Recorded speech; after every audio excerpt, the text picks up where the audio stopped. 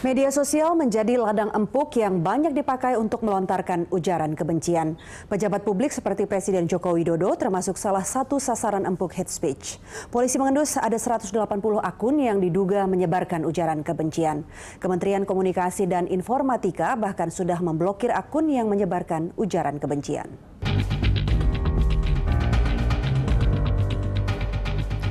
Sarpin Rizaldi mendatangi Bareskrim Mabes Polri. Hakim Pengadilan Negeri Jakarta Selatan ini jadi saksi pelapor atas pencemaran nama baik terhadapnya.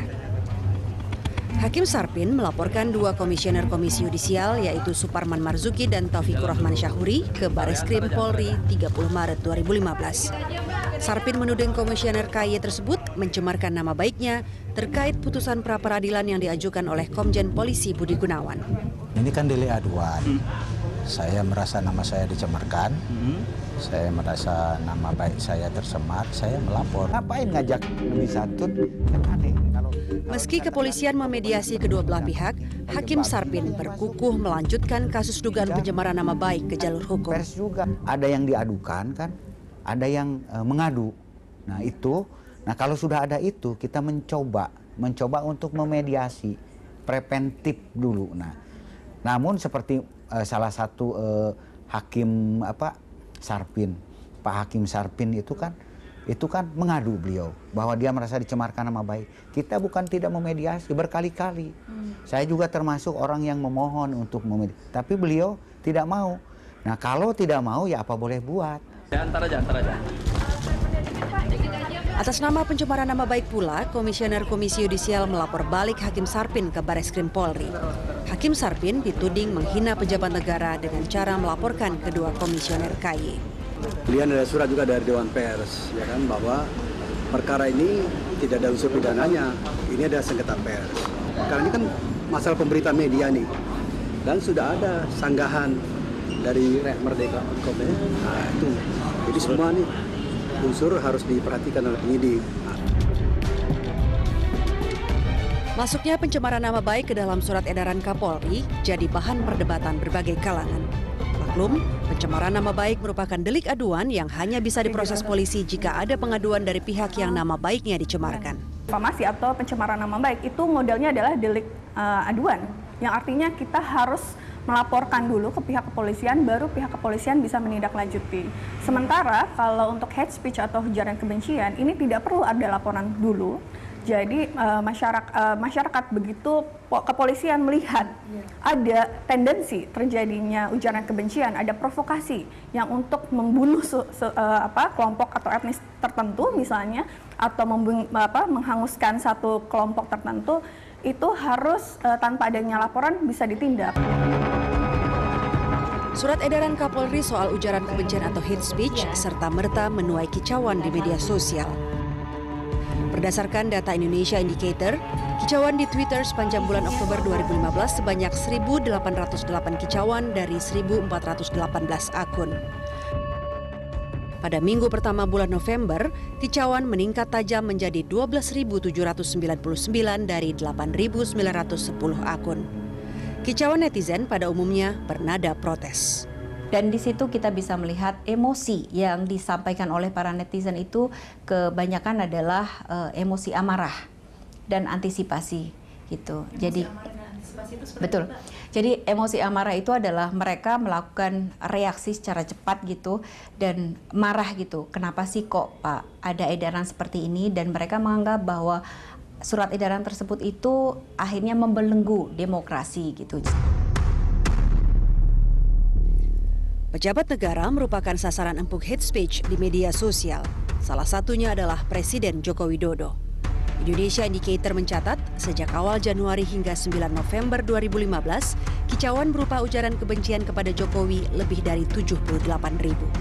Ternyata akun-akun yang sering melontarkan hate speech itu, mereka adalah akun-akun yang tidak mau menampakkan dirinya. Gitu, kebanyakan. Jadi tadi dari sekitar 10 besar akun-akun yang banyak melakukan hate speech terhadap Pak Jokowi misalnya, itu 10 diantaranya tuh mungkin hanya satu yang jelas namanya dan jelas wajahnya dan jelas identitasnya. Bentuk hate speech itu lebih ke arah sebenarnya mengumpat atau mengumpat kata-kata kasar. Kalau yang saya lihat yang ditujukan kepada Pak Jokowi ya, saya melihatnya lebih pada kata-kata umpatan yang selayaknya tidak kita sampaikan kepada beliau sebagai kepala negara dan kepala pemerintahan gitu.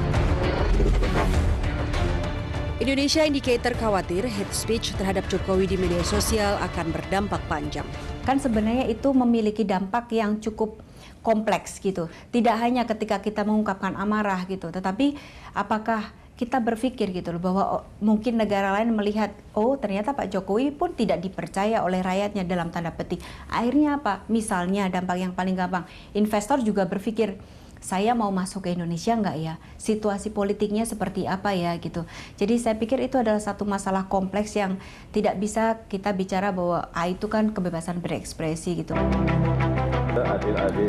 Gubernur DKI Jakarta Basuki Cahayapurnama atau Ahok adalah pejabat publik lain yang jadi sasaran ujaran kebencian.